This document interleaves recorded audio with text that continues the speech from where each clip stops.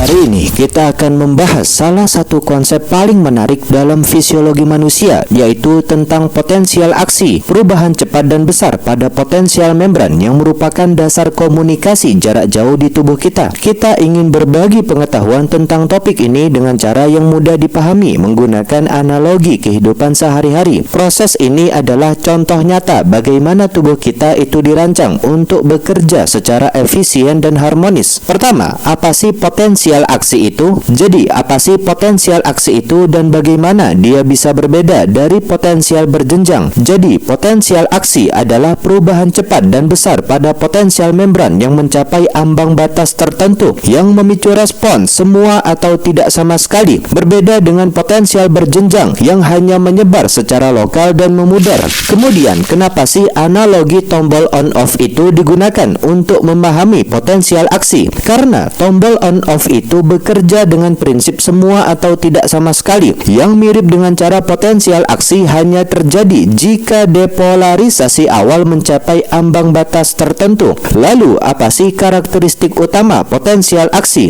Intinya, potensial aksi itu bersifat cepat, terjadi dalam milidetik. Besar potensial membran berbalik dari minus 70 mV menjadi plus 30 hingga plus 40 mV dan konsisten, durasi dan besar selalu sama di jenis sel tertentu. Jadi, bayangkan sebuah tombol on-off lampu neon. Ketika tombol ditekan cukup kuat, maka lampu menyala sepenuhnya tanpa setengah-setengah. Nah, dalam tubuh kita, potensial aksi itu mirip dengan fenomena ini, di mana depolarisasi membran mencapai ambang batas tertentu, potensial ambang, sehingga memicu respons semua atau tidak sama sekali. Untuk analogi tombol on-off-nya begini, jadi potensial aksi itu hanya terjadi jika depolarisasi awal mencapai potensial ambang minus 50 hingga minus 55 mV.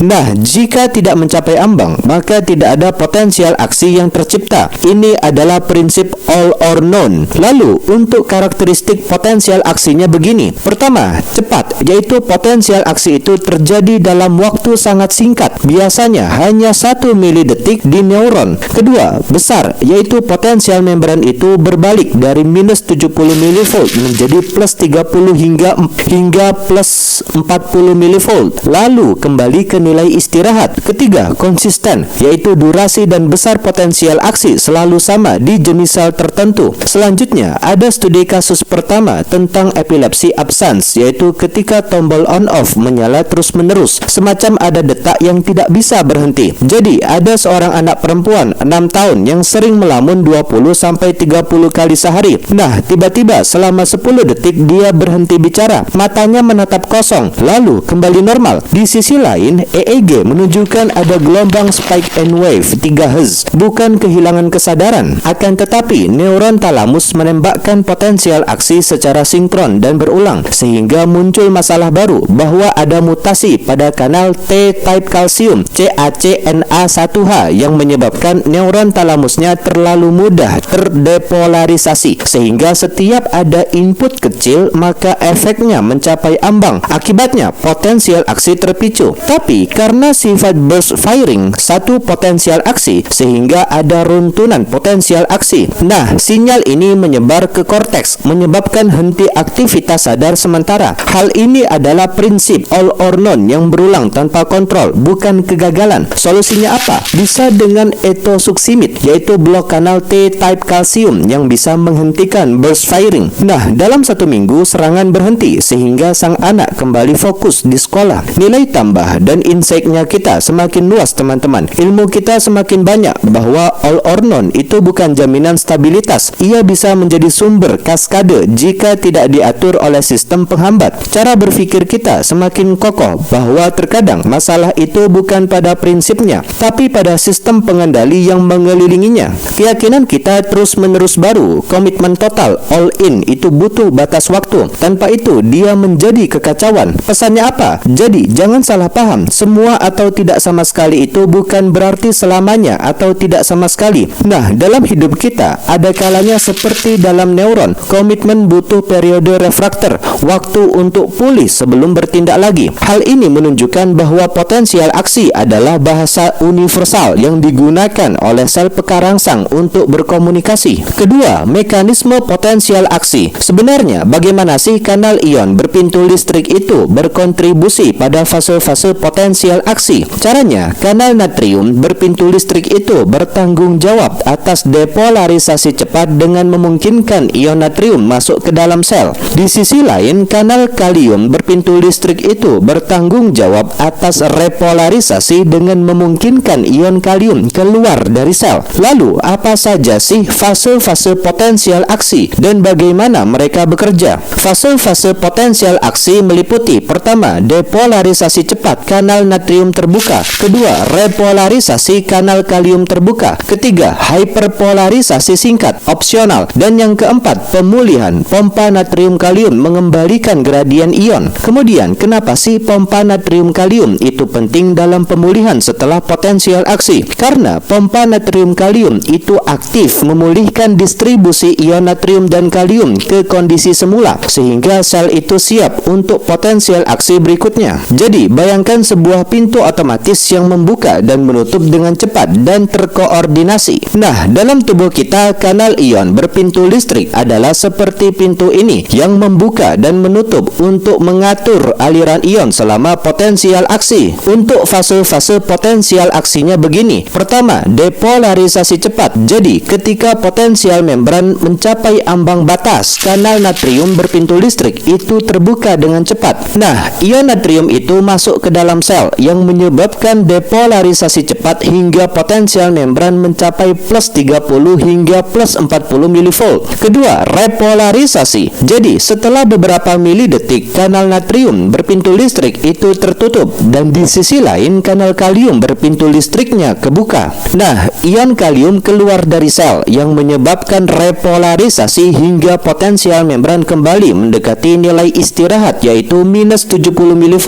Ketiga, hyperpolarisasi singkat yang bersifat opsional. Terkadang kanal kalium itu tetap terbuka sedikit lebih lama yang menyebabkan potensial membran menjadi lebih negatif dari nilai istirahat atau hyperpolarisasi. Keempat, pemulihan. Jadi, pompa natrium kalium itu aktif memulihkan distribusi ion natrium dan kalium ke kondisi semula sehingga sel itu siap untuk potensial aksi berikutnya. Lalu, untuk prinsip all or none-nya begini. Jadi, jika depolarisasi awal tidak mencapai ambang batas, maka tidak ada potensial aksi yang tercipta. Namun, jika ambang batas tercapai, maka potensial aksi itu selalu terjadi dengan kekuatan dan durasi yang sama tanpa bergantung pada kekuatan rangsangan awal. Selanjutnya, ada studi kasus kedua tentang blok jantung AV, yaitu ketika tombol on-off tidak bisa ditekan, semacam ada perintah yang tidak pernah diterima. Jadi, ada seorang pria 72 tahun yang datang dengan pusing dan lemas. Di sisi lain, EKG menunjukkan ada denyut jantung berjumlah 38 kali per menit. Gelombang P dan QRS-nya tidak berhubungan. Blok AV total. Nah, di nodus AV ada potensial aksi dari atrium gagal mencapai ambang di sel His, sehingga muncullah masalah baru bahwa terjadi fibrosis nodus AV sehingga resistensinya meningkat. Akibatnya depolarisasi lokal dari atrium tidak cukup untuk mencapai ambang minus 55 mV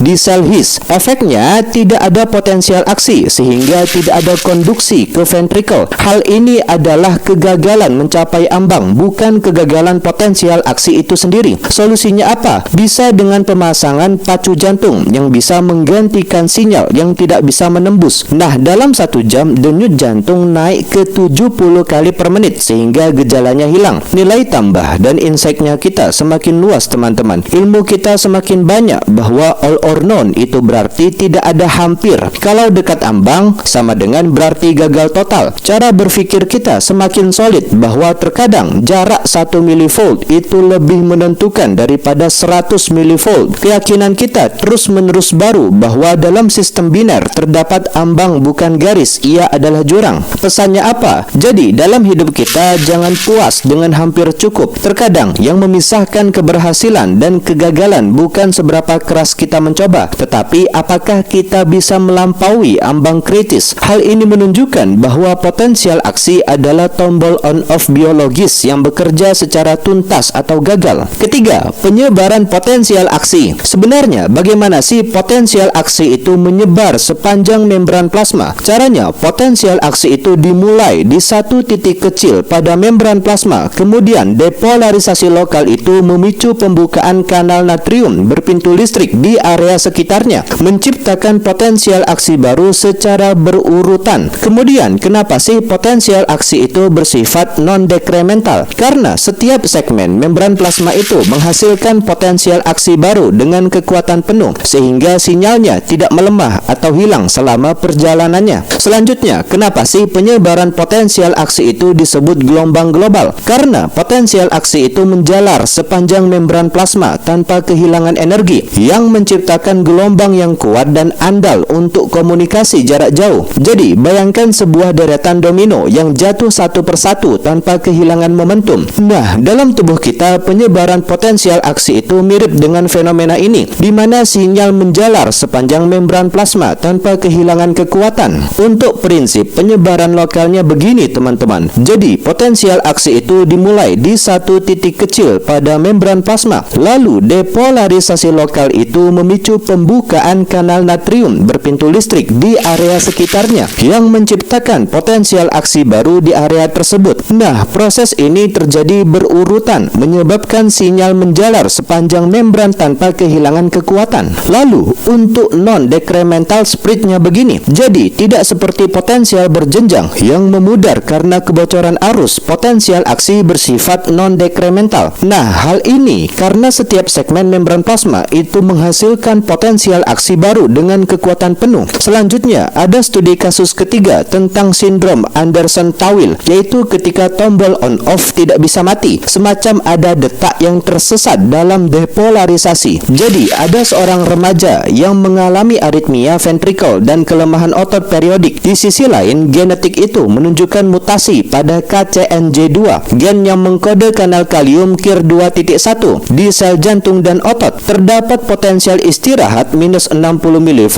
di mana normalnya minus 85 mV, sehingga kanal natrium sebagian inaktif. Efeknya, tapi ketika terpicu, potensial aksi tetap terjadi, hanya lebih lambat dan tidak stabil, sehingga muncullah masalah baru bahwa karena RMP itu terlalu dekat dengan ambang, sehingga stimulus kecil bisa memicu potensial aksi. Di sisi lain, repolarisasinya terganggu karena kanal kaliumnya rusak. Hasilnya, potensial aksinya tidak konsisten, durasinya bisa bervariasi, akibat akhirnya terjadi aritmia. Hal ini adalah pelanggaran terhadap prinsip konsistensi all or none. Solusinya apa? Bisa dengan beta blocker yang bisa mengurangi stimulasi simpatis, bisa dengan suplementasi kalium yang bisa memperbaiki gradien, bisa juga dengan flexainid yang bisa menstabilkan kanal natrium. Nilai tambah dan insight-nya kita semakin banyak, teman-teman. Ilmu kita semakin kuat bahwa all or none itu memerlukan lingkungan ionik yang stabil, bukan hanya kanal yang berfungsi. Lalu, cara berpikir kita semakin luas bahwa terkadang masalah itu bukan pada tombolnya, tapi pada listrik yang mengalirinya. Kemudian, keyakinan kita terus-menerus baru bahwa konsistensi itu lahir dari stabilitas fondasi, bukan hanya dari desain mekanisme. Pesannya apa? Jadi, sebelum menyalahkan diri sendiri karena tidak konsisten, periksa gradien ionik hidup kita, tidur, nutrisi, emosi, karena bahkan tombol terbaik pun gagal jika listriknya tidak stabil. Pokoknya, ini menunjukkan bahwa potensial aksi adalah gelombang global yang menjalar tanpa kehilangan energi. Keempat, pentingnya potensial aksi dalam tubuh. Sebenarnya, bagaimana sih potensial aksi itu digunakan untuk komunikasi jarak jauh dalam tubuh kita? Caranya, potensial aksi itu digunakan oleh neuron untuk mengirim informasi dari otak ke sumsum tulang belakang atau dari reseptor sensori ke pusat saraf untuk memastikan komunikasi yang cepat dan andal. Lalu, apa sih peran potensial aksi di ujung neuron kita? Di ujung neuron ada potensial aksi yang memicu pelepasan neurotransmitter di sinaps yang kemudian memicu respons di sel target seperti kontraksi otot. Kemudian, kenapa sih potensial aksi itu disebut bahasa universal untuk komunikasi jarak jauh? Karena potensial Potensial aksi adalah mekanisme dasar yang digunakan oleh tubuh kita untuk mengirim informasi dari satu bagian tubuh ke bagian lain, memastikan fungsi vital seperti gerakan tubuh dan pemompaan darah. Jadi, bayangkan sebuah sistem alarm yang memberikan peringatan di seluruh gedung ketika ada bahaya. Nah, dalam tubuh kita, potensial aksi adalah seperti alarm ini yang memastikan informasi penting disampaikan dengan cepat dan tepat. Ada beberapa contoh dalam tubuh kita. Salah satunya, ada neuron sensorik yang bisa mengirim informasi dari kulit ke otak sebagai respons terhadap sentuhan, panas, atau rasa sakit. Ada neuron motorik yang bisa mengirim perintah dari otak ke otot untuk memicu gerakan. Ada jantung, yaitu potensial aksi di sel otot jantung yang memicu kontraksi yang memompa darah ke seluruh tubuh. Peran dalam homeostasisnya begini, teman-teman. Jadi, potensial aksi itu memungkinkan tubuh merespons rangsangan dengan cepat dan efisien sehingga bisa memastikan kelangsungan hidup sel dan organisme secara keseluruhan. Selanjutnya, ada studi kasus keempat. Tentang refractory period dan keputusan hidup, yaitu sebuah pelajaran dari neuron. Pertanyaan pentingnya adalah kenapa sih neuron itu tidak bisa ditekan 2 kali sekaligus? Setelah potensial aksi, neuron kita itu memasuki periode refraktor absolut yang kecepatannya kurang lebih 1 milisecond, di mana tidak ada stimulus sekuat apapun bisa memicu potensial aksi baru. Hal ini bukan kelemahan, tapi mekanisme perlindungan, sehingga terbit konflik filosofis baru bahwa di dalam dunia modern kita diajarkan untuk selalu siap, selalu responsif, selalu produktif. Tapi di sisi lain tubuh kita dirancang dengan prinsip sebaliknya. Setelah aksi harus ada waktu untuk pulih. Nah, neuron yang dipaksa menembak terus-menerus itu menimbulkan kelelahan ionik, bahkan berefek kematian sel. Solusinya apa? Bisa dengan periode refraktor absolut, yaitu waktu untuk kanal natrium inaktif. Bisa juga dengan periode refraktor relatif, yaitu waktu untuk memulihkan gradien ion, sehingga baru kemudian siap untuk aksi berikutnya dengan tubuh yang optimal. Nilai tambah dan insight-nya kita semakin luas, teman-teman. Ilmu kita semakin banyak bahwa all or none itu tidak berarti instan berulang. Dia butuh recovery time. Lalu, cara berpikir kita semakin solid bahwa produktivitas sejati itu bukan tentang frekuensi, tapi tentang kualitas aksi yang dipisahkan oleh pemulihan. Kemudian, keyakinan kita terus-menerus baru bahwa istirahat itu bukan kemewahan. Ia adalah bagian integral dari mekanisme all or none kehidupan. Pesannya apa? Jadi, jangan biarkan dunia yang hina ini meyakinkan kita bahwa respon instan adalah kebajikan. Ada kalanya seperti neuron kita